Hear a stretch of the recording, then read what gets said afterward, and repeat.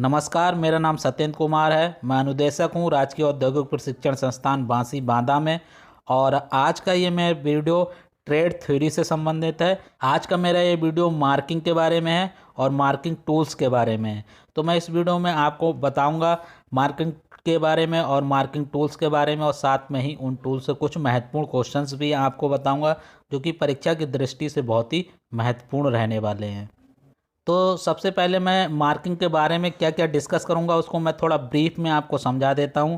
मैं मार्किंग क्या होती है, मार्किंग के क्या लाभ होते हैं, मार्किंग की कौन कौन सी विधियां होती हैं जिससे हम मार्किंग कर सकते हैं, मार्किंग मीडिया क्या होती है और मार्किंग टूल्स कैसे कहते हैं, और मुख्य मार्किंग टूल्स जो है वो कौन कौन से हैं, और मार्किंग टूल्स को यूज करते समय कौन कौन सी सावधानियां रखनी चाहिए, ये मैं मार्किंग से संबंधित बताऊंगा। और मार्किंग टूल में मैं सरफेस प्लेट के बारे में बताऊंगा आपको। सरफेस प्लेट में मैं आपको 5 मुख्य बिंदु पे चर्चा करूंगा कि सरफेस प्लेट का क्या कार्य होता है, सरफेस प्लेट किन धातुओं की बनाई जाती है, सरफेस प्लेट की क्या संरचना होती है, सरफेस प्लेट कितने ग्रेड्स में अवेलेबल है, और सरफेस प्लेट का प्रयोग करते समय कौन कौन सी सावधानियां रखनी चाहिए। उसके साथ ही मैं मार्किंग से और सरफेस प्लेट से 20 महत्वपूर्ण क्वेश्चंस भी आपको बताऊंगा जो कि परीक्षा की दृष्टि से काफ़ी महत्वपूर्ण रहेंगे। तो आप इस वीडियो को अंत तक जरूर देखिएगा क्योंकि इससे आपको काफ़ी सीखने को मिलने वाला है। आरएसी ट्रेड से संबंधित ये चैप्टर नंबर 2 है जिसमें आप मार्किंग क्या होती है इसको पढ़ेंगे। फिटिंग शॉप के अंतर्गत ये सब आता है। फिटिंग शॉप के अंतर्गत आपको पढ़ना है मार्किंग पढ़ना है, मार्किंग टूल्स पढ़ना है, कटिंग टूल्स पढ़ना है, स्ट्राइकिंग टूल्स पढ़ना है, जॉब होल्डिंग टूल्स पढ़ना है। तो उसी में आज जो है वो मार्किंग के बारे में हम चर्चा करेंगे और साथ में ही मार्किंग टूल्स के बारे में हम चर्चा करेंगे। तो मार्किंग क्या होती है उसको हम थोड़ा डिटेल में समझेंगे, और जो मुख्य मुख्य बिंदु हैं वो मैंने अभी आपको बताए हैं उसी को मैं थोड़ा सा डिटेल में और चर्चा करूँगा। ऐसे ही जो 16 प्रकार के मार्किंग टूल मुख्य हैं उनमें से सरफेस प्लेट जो है वो मुख्य मार्किंग टूल है और बेस भी है, उसको हम इस वीडियो में डिस्कस करेंगे। और बाकी जो टॉपिक बचेंगे उसको नेक्स्ट वीडियो में कभी डिस्कस करेंगे। और उसके साथ ही मार्किंग से और सरफेस प्लेट से जितने भी महत्वपूर्ण क्वेश्चंस परीक्षाओं में आते हैं उसको भी हम इस वीडियो में डिस्कस करेंगे। तो जितने भी पॉइंट्स हैं ये परीक्षा की दृष्टि से बहुत ही महत्वपूर्ण हैं, आप इन्हें बहुत अच्छे से प्रिपेयर करके रखिएगा, और ताकि आपको आपकी ट्रेड थ्योरी से संबंधित जितने भी मार्किंग से संबंधित या फिर सरफेस प्लेट से संबंधित जितने भी डाउट्स हैं वो क्लियर हो जाएं। तो चलिए हम पहले चर्चा कर लेते हैं मार्किंग के बारे में थोड़ा सा डिटेल में, और उसके बाद हम चर्चा करेंगे सरफेस प्लेट के बारे में, और उसके बाद हम मार्किंग और सरफेस प्लेट से 20 महत्वपूर्ण क्वेश्चंस के बारे में चर्चा करेंगे। आज हम इस वीडियो के माध्यम से डिस्कस करने वाले हैं मार्किंग के बारे में, जो कि थ्योरी और खास करके प्रैक्टिकल के पॉइंट ऑफ व्यू से बहुत ही इंपॉर्टेंट टॉपिक है। आज हम इस वीडियो के माध्यम से इन बिंदुओं पर चर्चा करेंगे।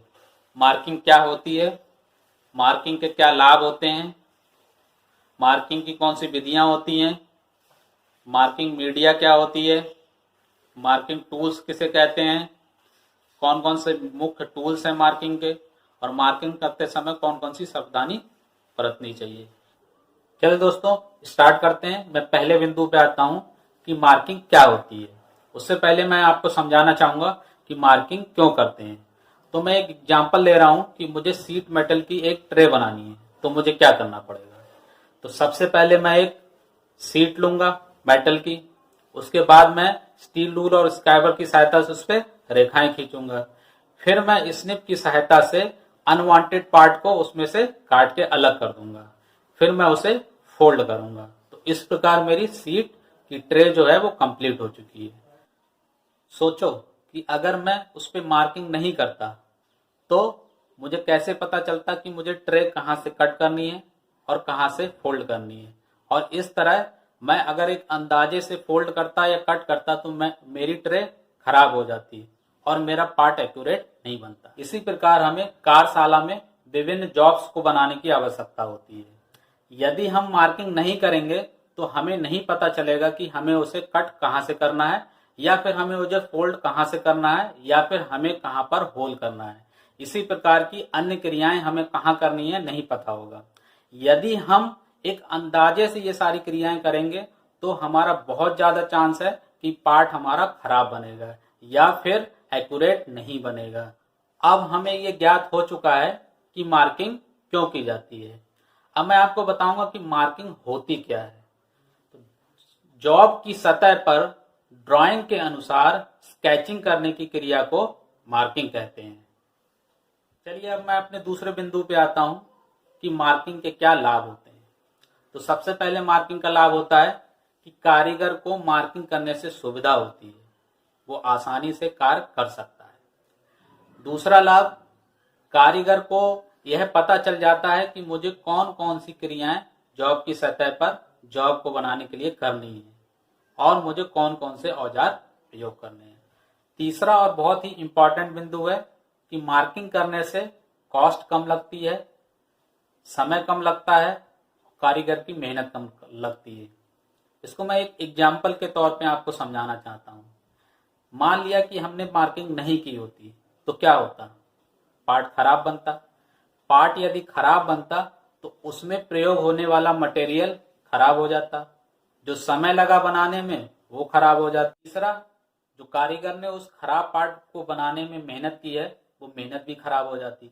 तो इस प्रकार एक मार्किंग करने से कॉस्ट कम लगता है, समय कम लगता है और कारीगर की मेहनत भी कम लगती है।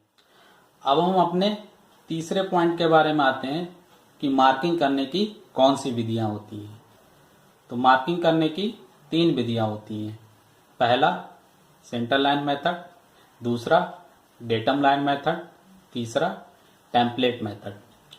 सेंटर लाइन मेथड के द्वारा उन जॉब्स की मार्किंग की जाती है जिसकी कोई भी भुजा सीधी नहीं होती है। इसमें दो सेंटर लाइन खींच ली जाती हैं और उन्हीं सेंटर लाइन को रेफरेंस मानकर पूरी मार्किंग की जाती है। दूसरा है डेटम लाइन विधि। इस विधि में 2 बड़ी संलग्न भुजाओं की सतह को शुद्ध समतल बनाया जाता है और उन्हीं को आधार मानकर पूरी मार्किंग की जाती है। तीसरा है टेम्पलेट मेथड। इस विधि में एक टेम्पलेट या फिर एक सैंपल दे दिया जाता है, उसी सैंपल को जॉब की सतह पर रखकर पूरी मार्किंग की जाती है। हमारे यहाँ संस्थान में सबसे ज्यादा जो विधि प्रयोग होती है वो डेटम लाइन मेथड प्रयोग होता है। चलिए आगे बढ़ते हैं और डिस्कस करते हैं अगले पॉइंट के बारे में कि मार्किंग मीडिया क्या होती है। जैसा कि हमको पता है कि कार्यशाला में धातु को रखे रखे बहुत दिन हो जाते हैं और जब हम उसे जॉब बनाने के लिए प्रयोग करते हैं तो उनकी सतह पर या तो रस्ट आ जाती है या फिर सतह काफ़ी गंदी हो जाती है, या फिर हम कोई नई माइल्ड स्टील का फ्लैट लेते हैं तो उसकी सतह काफ़ी काली होती है। तो हम इस पर जब भी मार्किंग करते हैं तो मार्किंग की रेखाएं स्पष्ट नहीं दिखती हैं। तो इन्हीं मार्किंग की गई रेखाओं को स्पष्ट रूप से धातु की सतह पर देखने के लिए एक पदार्थ का लेप लगाया जाता है जिसे मार्किंग मीडिया कहते हैं। मार्किंग मीडिया के कई उदाहरण हैं, जैसे कि साधारण ब्लैक बोर्ड चौक। यह मार्किंग मीडिया उस स्थान में प्रयोग की जाती है जहां पर प्रोफेशनल ड्राइंग नहीं बनाई जाती है, जैसे कि प्रशिक्षण संस्थान। दूसरा है लेआउट डाई या वाइट कोटिंग। यह मार्किंग मीडिया वहां प्रयोग होते हैं जहां पर प्रोफेशनल ड्राइंग बनाने की आवश्यकता होती है। अब हम ये पढ़ चुके हैं कि मार्किंग क्या होती है, मार्किंग क्यों की जाती है, मार्किंग के क्या लाभ होते हैं, मार्किंग मीडिया क्या है और मार्किंग करने की विधि क्या है। चलिए अब हम अपने अगले पॉइंट के बारे में आते हैं कि मार्किंग टूल्स किसे कहते हैं। वह सारे टूल्स जो मार्किंग करने में प्रयोग किए जाते हैं वह मार्किंग टूल्स कहलाते हैं। अब हम अपने अगले पॉइंट के बारे में आते हैं कि मार्किंग टूल्स कौन कौन से हैं जो मुख्य हैं। पहला है सरफेस प्लेट, दूसरा है एंगल प्लेट, तीसरा है बी ब्लॉक, चौथा है स्क्राइबर, पांचवा है ऑडलैक कैलीपर, छठा है डिवाइडर, सातवां है सरफेस गेज, आठवां है ट्रेमल, नवा है स्केच गेज, 10वां है स्टील रूल, 11वां है कॉम्बिनेशन सेट, 12वां है पिक पंच, 13वां है डॉट पंच, 14वां है सेंटर पंच, 15वां है मार्किंग हैमर। दोस्तों चलते हैं अगले पॉइंट की ओर, जो कि इस वीडियो का लास्ट पॉइंट है कि मार्किंग करते समय कौन कौन सी प्रिकॉशंस लेनी चाहिए। सबसे पहली है कि मार्किंग करते समय जॉब की सतह को सबसे पहले साफ कर लेना चाहिए और उस पर मार्किंग मीडिया लगा लेना चाहिए। दूसरा है पूरी मार्किंग ड्राइंग या फिर टेम्पलेट के आधार पर ही करनी चाहिए। तीसरा है जो मार्किंग टूल हम मार्किंग करते समय प्रयोग कर रहे हैं उनकी सत्यता का ज्ञान जरूर कर लेना चाहिए। यदि वो खराब हैं तो उनका प्रयोग नहीं करना चाहिए। आज हम इस वीडियो के माध्यम से स्टडी करने वाले हैं सरफेस प्लेट के बारे में। आज हम इस वीडियो के माध्यम से इन बिंदुओं पर चर्चा करने वाले हैं। सरफेस प्लेट का क्या कार्य होता है, सरफेस प्लेट किस धातु की बनी होती है, सरफेस प्लेट की क्या संरचना होती है, सरफेस प्लेट के क्या ग्रेड होते हैं, सरफेस प्लेट यूज करते समय कौन कौन सी सावधानी रखनी चाहिए। दोस्तों आइए मैं अपने पहले पॉइंट के बारे में डिस्कस करूंगा कि सरफेस प्लेट का क्या कार्य होता है। जैसा कि हमें पता है कार्यशाला में कार्य करने के लिए विभिन्न जॉब्स को बनाने की आवश्यकता होती है। इन्हीं जॉब्स को बनाने के लिए जॉब पर मार्किंग करने की आवश्यकता होती है। मार्किंग हम जॉब पर या तो फर्श पे रख के कर सकते हैं या फिर वर्क बेंच पे रख के कर सकते हैं, परंतु हमें पता है कि ना तो फर्श की और ना ही वर्क बेंच की सतह समतल होती है, जिससे मार्किंग होगी वो एक्यूरेट नहीं होगी और हमारा पार्ट खराब हो जाएगा। तो हमें एक ऐसी सतह चाहिए जो शुद्ध समतल हो और यही कार्य पूरा करती है सरफेस प्लेट, क्योंकि उसकी सतह शुद्ध और समतल होती है। सरफेस प्लेट एक ऐसा औजार है जो जॉब पर मार्किंग करने के लिए उसे शुद्ध समतल सतह प्रदान करता है। दूसरा कार्य होता है सरफेस प्लेट का, जैसे कि अन्य मार्किंग औजार सरफेस गेज हो या फिर एंगल प्लेट हो या फिर बी ब्लॉक हो, वो सरफेस प्लेट पर ही रखकर कार्य करते हैं। इसके अलावा सरफेस प्लेट का एक कार्य और होता है जॉब की सतह की समतलता चेक करने के लिए। अब मैं अपने दूसरे बिंदु पे आता हूं कि सरफेस प्लेट किस धातु की बनी होती है। तो surface plate good cast iron की बनी होती है। दूसरा ग्रेनाइट की बनी होती है। ग्रेनाइट की सरफेस प्लेट बहुत ही एक्यूरेट मानी जाती है, क्योंकि हमें पता है ग्रेनाइट एक बहुत ही स्टेबल और डेंस मटेरियल होता है। ग्रेनाइट की सरफेस प्लेट जल्दी खराब नहीं होती है, क्योंकि उसकी सतह को हम कुरेद नहीं सकते हैं या स्क्रैप नहीं कर सकते हैं, इसलिए वह बहुत अच्छी क्वालिटी की सरफेस प्लेट मानी जाती है। चलिए आगे बढ़ते हैं और मैं आता हूं अपने तीसरे पॉइंट के बारे में, कंस्ट्रक्शन ऑफ सरफेस प्लेट या सरफेस प्लेट की बनावट। सरफेस प्लेट मुख्यतः वर्गाकार आकृति की होती है। प्रशिक्षण कार्य के लिए यह दो साइज में मिलते हैं।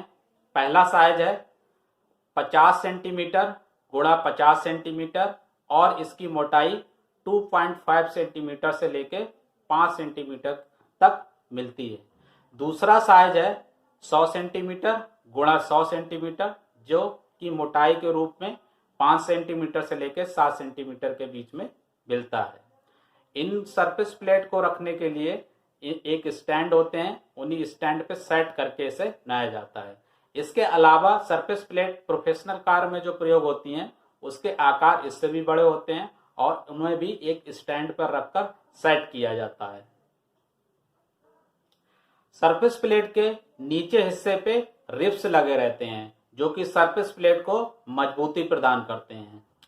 आगे बढ़ते हैं। अब मैं आता हूं अपने चौथे पॉइंट पे, ग्रेड्स क्या होती हैं सरफेस प्लेट की। तो सरफेस प्लेट की 3 ग्रेड्स होती हैं, ग्रेड 1, ग्रेड 2 और ग्रेड 3। ग्रेड 1 अन्य दोनों ग्रेडों से अधिक अच्छी क्वालिटी का माना जाता है और इसकी एक्यूरेसी अन्य दोनों ग्रेडों से ज्यादा होती है। आगे बढ़ते हैं और मैं आता हूं अपने अगले पॉइंट के बारे में कि सरफेस प्लेट को यूज करते समय कौन कौन सी सावधानी रखनी चाहिए।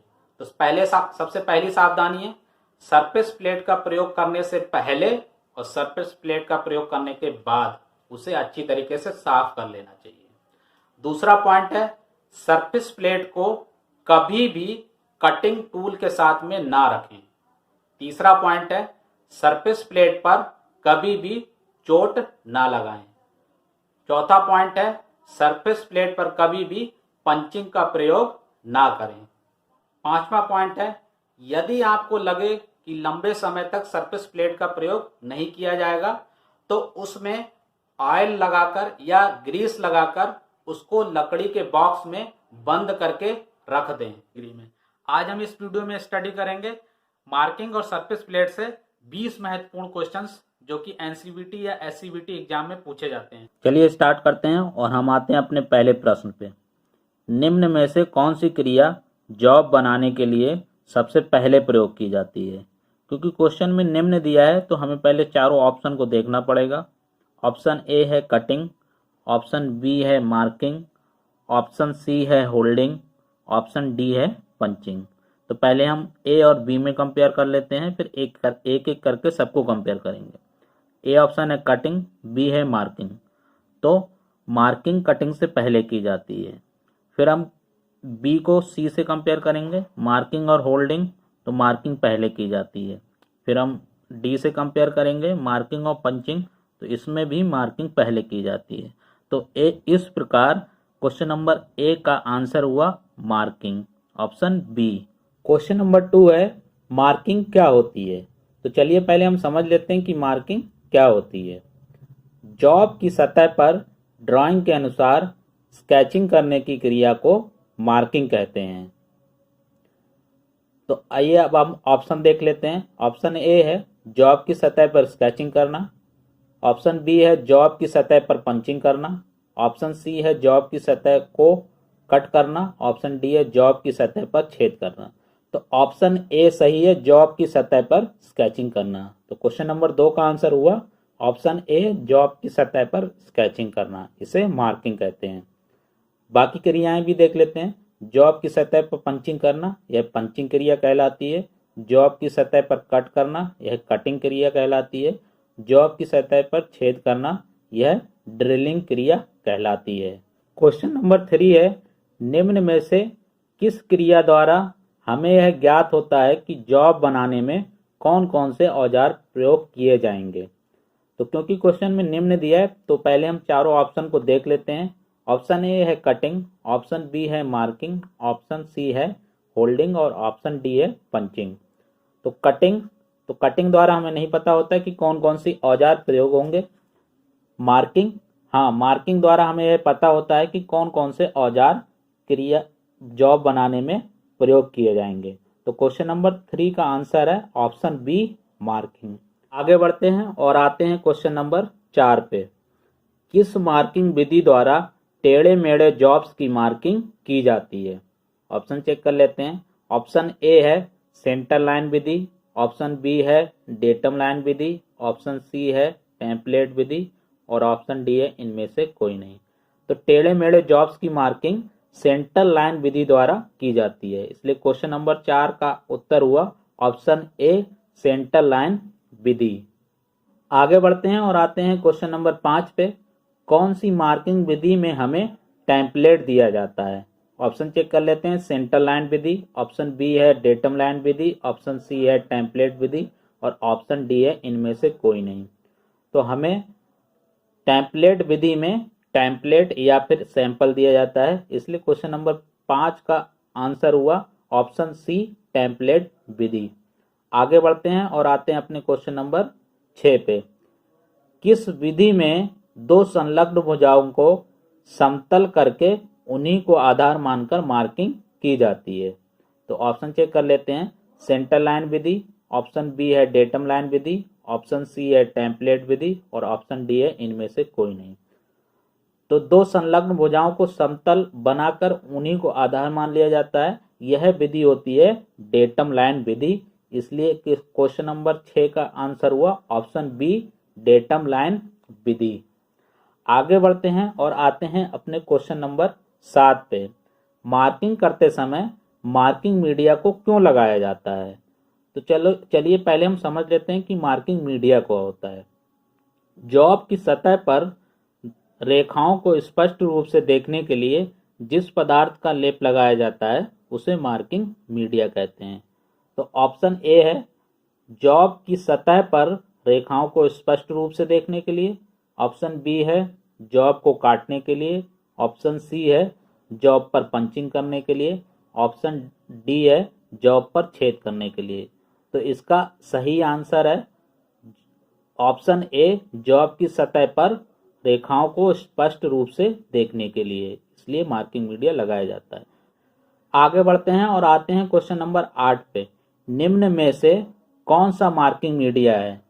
चारों ऑप्शन देख लेते हैं, क्योंकि क्वेश्चन में लिखा है निम्न, तो हमें निम्न चारों को देखना पड़ेगा, उसके बाद ही हमें पता चलेगा। ऑप्शन ए है पानी, ऑप्शन बी है मिट्टी, ऑप्शन सी है बालू और ऑप्शन डी है चौक। तो इसमें पानी, यह गलत उत्तर हुआ। ऑप्शन बी मिट्टी, गलत उत्तर हुआ। ऑप्शन सी है बालू, यह भी मार्किंग मीडिया नहीं है, तो यह भी उत्तर गलत हुआ। ऑप्शन डी है चौक। तो चौक एक मार्किंग मीडिया है। तो क्वेश्चन नंबर 8 का सही उत्तर है ऑप्शन डी, चौक। आगे बढ़ते हैं और आते हैं क्वेश्चन नंबर 9 पे। प्रशिक्षण कार्यों के लिए कौन सा मार्किंग मीडिया प्रयोग किया जाता है। तो प्रशिक्षण कार्य के लिए कौन सा मार्किंग मीडिया प्रयोग किया जाता है, निम्न में से चारों देख लेते हैं। ऑप्शन ए है layout die. Layout die professional कार्यों के लिए प्रयोग होता है। व्हाइट वॉश, ये भी प्रोफेशनल कार्यों के लिए प्रयोग होता है। ऑप्शन सी है चौक। तो चौक प्रशिक्षण कार्य के लिए प्रयोग किया जाता है, इसलिए ऑप्शन सी सही हुआ, चौक। क्वेश्चन नंबर 9 का आंसर है ऑप्शन सी, चौक। आगे बढ़ते हैं और आते हैं क्वेश्चन नंबर 10 पे। मार्किंग टूल्स द्वारा निम्न में से कौन सी क्रिया की जाती है। क्योंकि क्वेश्चन में निम्न है तो पहले हमें चारों क्रिया देखनी पड़ेंगी। ए है कटिंग, बी है मार्किंग, सी है होल्डिंग, डी है पंचिंग। तो पहले हम यह डिस्कस कर लेते हैं कि मार्किंग टूल्स क्या होते हैं। वह टूल्स जिनके द्वारा मार्किंग की जाती है वह मार्किंग टूल्स कहलाते हैं। तो चारों ऑप्शन में से कौन सा ऑप्शन सही हुआ, ऑप्शन बी, मार्किंग। आगे बढ़ते हैं और आते हैं क्वेश्चन नंबर 11 पे। निम्न में से किस टूल की सतह शुद्ध समतल होती है। क्योंकि क्वेश्चन में निम्न दिया है तो पहले हमें चारों ऑप्शन को चेक करना पड़ेगा, उसके बाद ही हमें पता चलेगा कि कौन सा उत्तर सही है। ऑप्शन ए है सरफेस प्लेट, इसकी सतह शुद्ध समतल होती है। ऑप्शन बी है सरफेस गेज, इसकी सतह भी शुद्ध समतल होती है। ऑप्शन सी है बी ब्लॉक, नहीं। ऑप्शन डी है हाइट गेज। तो इसमें से सबसे सही आंसर है वो है ऑप्शन ए, सरफेस प्लेट। इसलिए क्वेश्चन नंबर 11 का आंसर हुआ ऑप्शन ए, सरफेस प्लेट। आगे बढ़ते हैं क्वेश्चन नंबर 12 पे आते हैं। निम्न में से किस टूल को सरफेस प्लेट के साथ प्रयोग नहीं किया जाता है। तो पहले हम ऑप्शन चेक कर लेते हैं। ऑप्शन ए है बी ब्लॉक, तो यह सरफेस प्लेट के साथ प्रयोग किया जाता है, यह आंसर नहीं हुआ। ऑप्शन बी है सरफेस गेज, यह भी सरफेस प्लेट के साथ प्रयोग किया जाता है, तो यह भी आंसर नहीं हुआ। ऑप्शन सी है हाइट गेज, यह भी सरफेस प्लेट के साथ प्रयोग किया जाता है, तो यह भी आंसर नहीं हुआ। ऑप्शन डी है जैनी कैलिपर।